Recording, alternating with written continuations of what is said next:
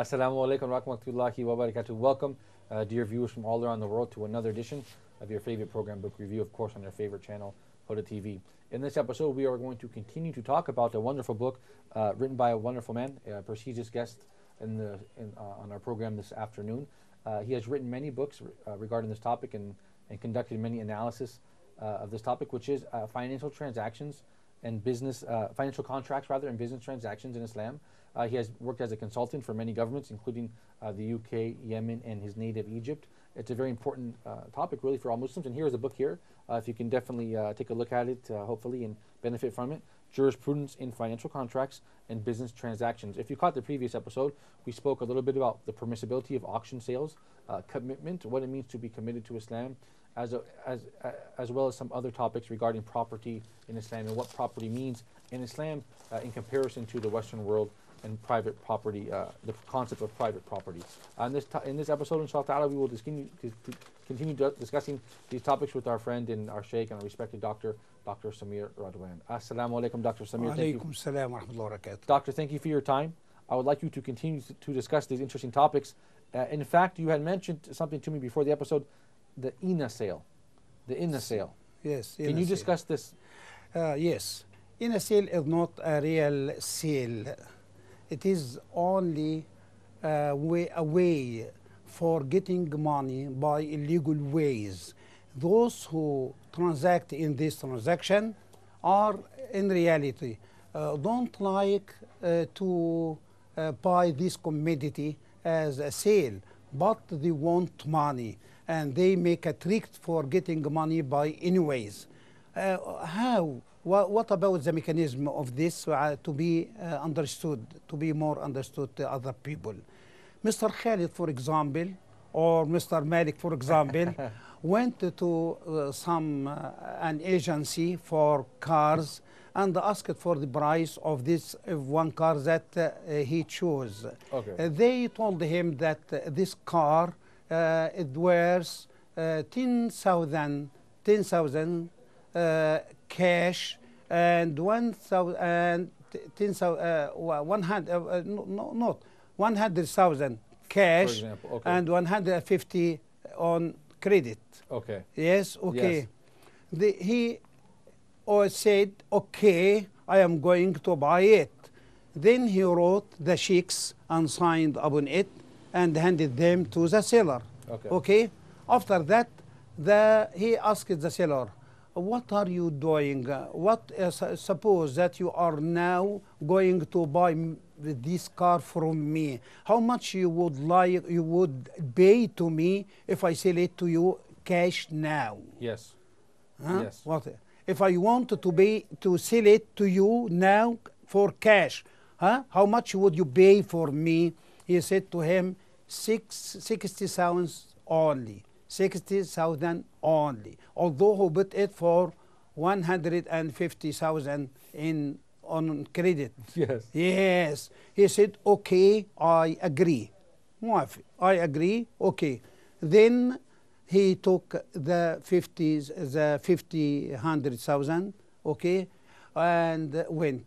Because his intention not to buy this commodity, but he made a trick to get money. Okay. But by illegal way. Okay. Yani he doesn't want this commodity for itself or for its sake, but as a mediation only to get money by playing this trick, by making this trick. Right. I buy from you something on credit and sell it to you at the same time cash.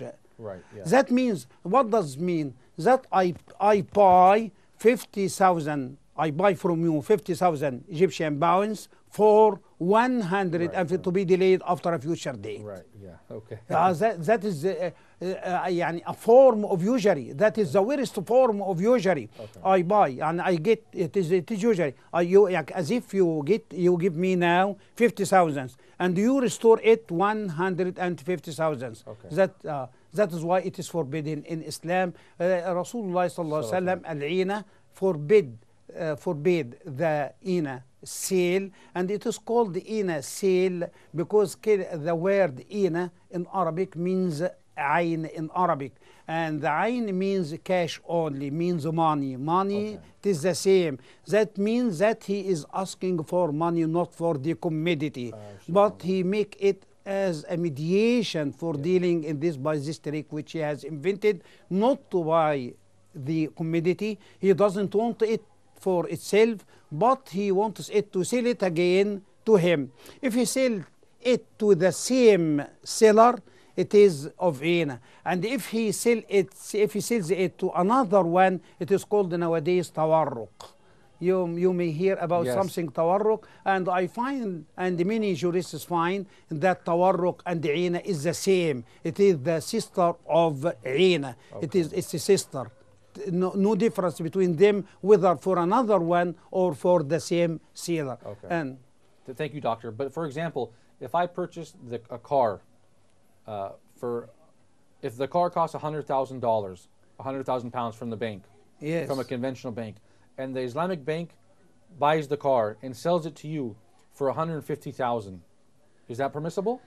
If they own the car? No, according to the murabaha, cost plus, according to murabaha, and murabaha now in Islamic banks are not according to the Islamic Sharia, whether in Egypt or any other country. Okay. Why? I ask, the Messenger of Allah said, don't sell what is not in your possession. And these banks doesn't have these articles or commodities to be sold to them. And it is undeliverable. It is non-existent at the time of the contract. Okay. That is why. And these banks say, no, I don't sell it to you now, but I promise you to sell to you, and this is only a promise and not really a sale. That is why when he buys the goods, and we make the contract. It seems that you don't understand me. No, I understand. Yeah, as to murabaha, cost plus. Yeah, you have to have the product in your possession. Cost plus, as it is as follow. When we say cost plus in Sharia Islamiyya, now I made shopping in Madinat Nasr or Roxy Square. There are many commodities which are for highest people. Yes. Okay. I asked the man about the price of this commodity. It was a vase. He said to me 10,000. Okay. Oh, I said to him 10,000. That is too much. Oh, my dear, this is no much. That is the vase of Napoleon Bonaparte. For example. It worth thousands and thousands. But I sell it now for this price because I am in need of liquidity. Yes. And he took it because he wanted to have the vase of Napoleon Bonaparte. After 2 days, he went to Mosque Street, Ataba Street, and found the same vase worth only 150 pounds. He began to slap himself and annoy. That is why in Islamic Sharia, I say to you as a seller, I want to buy this article or this commodity from you according to cost plus. You say, okay, that is the price of wholesale, which I bought it. I bought it as a wholesale. That is the price of buying. When you bought it, well, that is the price according to the bill. And I will take 20% as a profit from you. I say that is good. He says that article or this commodity worth 10,000 and I will take 20%. That means he will take 2,000, 10%. That is to be 12 is only, and that I will go satisfied, not seeing that he betrayed me or he deceived me, because I know that what is his profit. But when I buy, I go to a furniture place and buy a salon or مثلا bedroom or something like that. You find like it is 30,000, 4,000. It is for high class people. I go to Ataba and somewhere I find that this room is not more than 5,000 or 10,000. Right. That is why cost plus is to prevent people from exploiting other because they don't have an idea about the real price of this thing. Okay, I see, doctor. Okay, thank you very much for clarifying that. But we have another interesting point to talk about, and that is sale under duress. For example, in Egypt we have a gas crisis. The price of the gas went up. It's called sale under duress, or bayat al-mukhdar in Arabic. Is that correct? Selling items because I know you are in need, so I jack up the price. Yes. Can you speak about this topic? Yes, it is to purchase a certain commodity when its seller is compelled to sell it because he is in need of money. He is willing to sell it at any price because he is under the stress of urgent need of money. If the Muslim accepts to buy it with any price, he exploits the need, and the Muslim mustn't exploit the need of other people. He must help him not to exploit his need. That is why it is forbidden in Islam to exploit your brother in Islam when he is in need of money. Instead of helping him by lending him money or something like that, or supporting him by any way, you shouldn't exploit his need by buying or purchasing this commodity by any price or by something which is very cheaper than its real price. Okay, thank you, doctor. What about buy and hold? Buy and hold. I'll purchase this book or this item, and I hold it, and I wait for the need to increase, then I sell it for a higher price. Yes, yes. Can you discuss that? Is that permissible? Can you discuss that? As to the same thing when you want to buy a book. For example, or I buy any product, and I hold it, and I wait for a need. You are in need of it? No, the people are in need of an item. People are in need of this book. Yeah, for example, gas. And they are willing to pay the highest price for it because of their need. Yes. Yes, that is, we can consider it monopoly. Okay. Yes, and there is, of course, a great difference between monopoly and the buy and the hold. Okay. Monopoly, as we say, when someone, the monopolist, when someone is the only trader, the only dealer, the only manufacturer, there is none except him in the market. That is why, like the gas company here in Egypt, water company in Egypt, electricity company in Egypt, they are monopolists, but they are not cursed because the Messenger of Allah sallallahu alaihi wasallam said the monopolist, that one who exploit the need of people and prevent them or abstain to sell something which he has to people while they are in need of it, is cursed. But that one, the monopolist, is not cursed because he doesn't hide the commodities which he has, but he sells it at any price and they accept that according to supply and demand. Okay, thank you, doctor. We're going to take a short break. You guys at home, stay tuned for more book review. We're discussing financial contracts and business transactions. Stay tuned, don't go anywhere.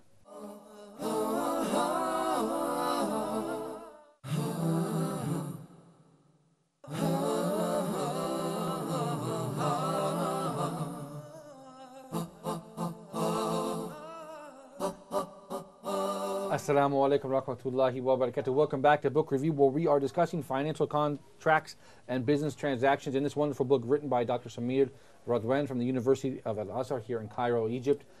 We've learned a lot of important information, and in this second segment of our program, we'd like to start off by discussing another important topic, which is accepting gifts when you are in a position of authority or an intercessor. Dr. Samir, what can we say about this topic? Is it permissible for a person to accept a gift because of his position? No, of course it is forbidden in Islam to accept a gift offered to you by someone to whom you have made a service or whom you interceded him for employing his son or something like that. The Messenger of Allah said that those who accept who accepts a gift for intercession, that is the form he will be punished, because that is the worst form of riba, of usury. He acted in this case. Okay. That is the worst form of usury. And those who accept a gift. Why? Because you have made something, a service to me. You have supported me. You have talked to other people to appoint my son. As what is like this is what when you go as a witness in the court for someone, you shouldn't take a price for this.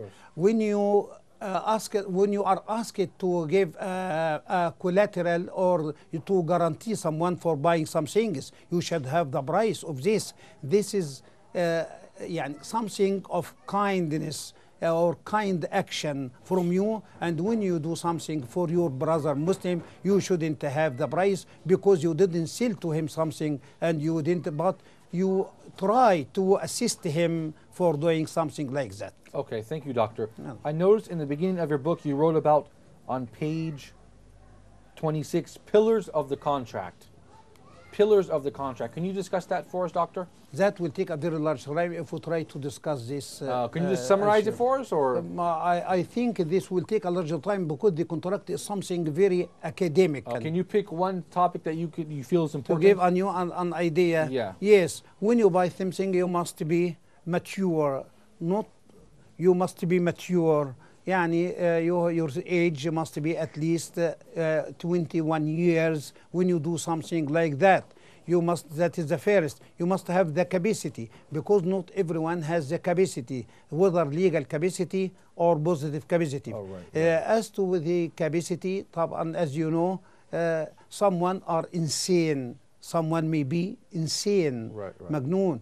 In this case, of course, he is not permitted to make any transaction in the market to buy or to sell. Okay. But as to even the fetus have some rights. Before he is born, he may be born and he may be killed before before delivery. Before delivery, yes, before delivery.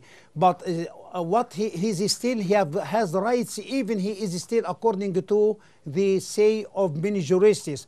When he is still in the womb of his mother, he have the right, he have rights, but not to do anything, not to, of course, no responsibilities upon him. Yeah. And when he is born, he gain that right of dealing with other people as to his rights.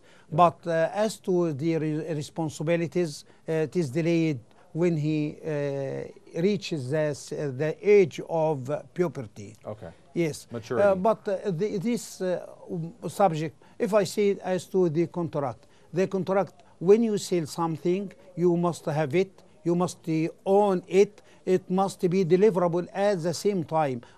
Myself, my printer has been,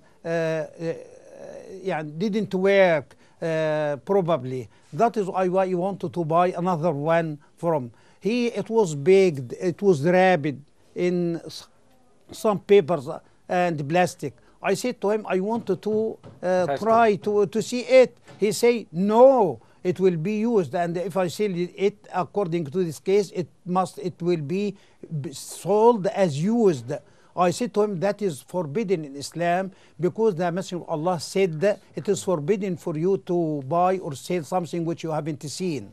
When I buy something, I must see it. Right. Okay? If I don't see it, it is of adultery, of gambling. I must, and that is why Ibn Hazm said that adultery occurs when the buyer doesn't know what he is buying. When I buy something which I don't practice or see it and try to test it, that means that I don't know what I am buying. And the seller himself may also not, he may not know that what he is selling.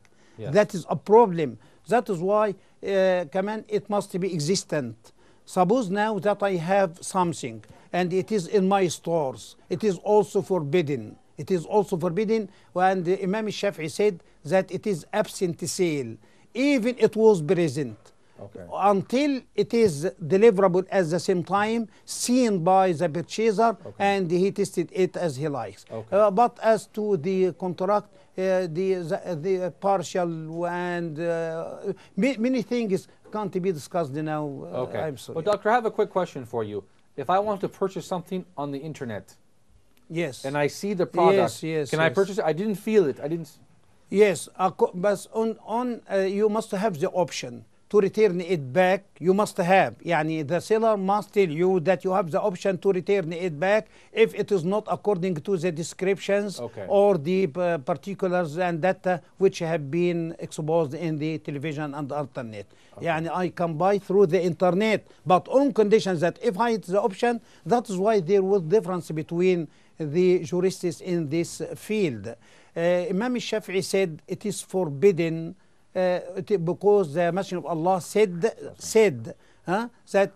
don't buy or sell what you haven't seen, that it is forbidden.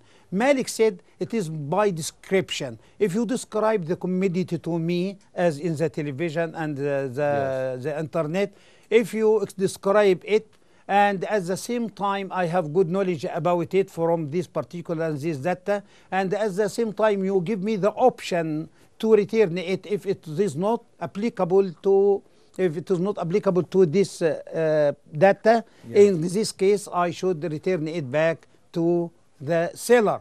Okay, that is Malik. That is the opinion of Malik. يعني you are a seller, you discuss, you explain to me this and show me on the internet the shape of this commodity, okay? And you give me the right at the same time to return it again if it is not according to the descriptions and the information which I have known. But Abu Hanifa said, no problem, as long as you have the option to return it, whether described or not described, it is not forbidden in this case. Okay, thank you, Doctor. That's a very important point. We only have several minutes left. Can you discuss what it means, the musharaka, the partnership? What does it mean? Musharaka, now we are going to establish a company. You will pay a part of capital and I will the other part of capital. We are in this case partners in the company. And I talked to you about stock exchanges and say to you that the shareholders, these are the partners of the company. All of us have shares in the company of oil, suppose in oil, in cars, in companies. That means we are the owner of this company and we are partners. But you have 10 shares, I have 1,000 shares, and the other 1 shares. And at the end of the year, the profits will be divided among the investors or the owner of the company according to the share of each one of them. This is for 10, this is for 20, this is for 600, and so on. Thank you very much, Doctor. Unfortunately, we're out of time. I certainly appreciate your time. And you guys at home, thank you so much for staying tuned to this particular episode of Book Review. I believe it was very beneficial. Go ahead, Doctor. But I thought that you are going to ask me a more difficult question about mudaraba, which is more used today in our days and go in ahead, Arabic. If you can say it in maybe 30 mudaraba. Yes. And we have the Islamic banks deal in mudaraba and musharaka. Of course, there is no translation to the word mudaraba in English language because you don't deal in your countries with mudaraba.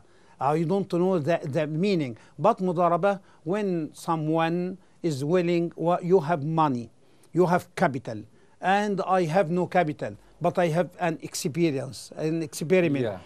We together cooperate together. You buy your capital and I buy my work and experience. Okay? You are going to make, for example, a factory. Yes, I am an engineer, but you are not engineer, but you are a capitalist. You have capital, a lot of capital. That is why we can cooperate together. I manage the project and you at the same time finance me with the money which I am going to use in the capital. This is mudaraba. One by his work and the other by his capital. And when there are profits at the end of the year, it will divide among them according to the portion agreed about. I say you take 30% and I 70% according to the agreement, or 50-50 or so. If there are no profits, nothing will be distributed among them. If there are losses, only the capitalist or the man who finances the project will afford the losses. Why? Because those who work will not take anything. Yeah. I worked and took nothing at all. Yeah. I worked and took nothing. That is why I have a loss. Yeah. Well, that is the meeting of my work. I hadn't the meeting of my work. He lost his capital and I lost my work. That is according to Mudarba in Islam. Thank you, Doctor. I certainly appreciate your time. Thank you. And you guys at home, thank you for staying tuned to Book Review. I certainly hope you appreciated this book, Jurisprudence in Financial Contracts and Business Transactions, written by Dr. Samir Radwan from Al Azhar University. I certainly hope it was beneficial for you guys all around the world. Until next time, inshallah, I leave you in the care of Allah. Assalamu alaikum wa rahmatullahi wa barakatuh.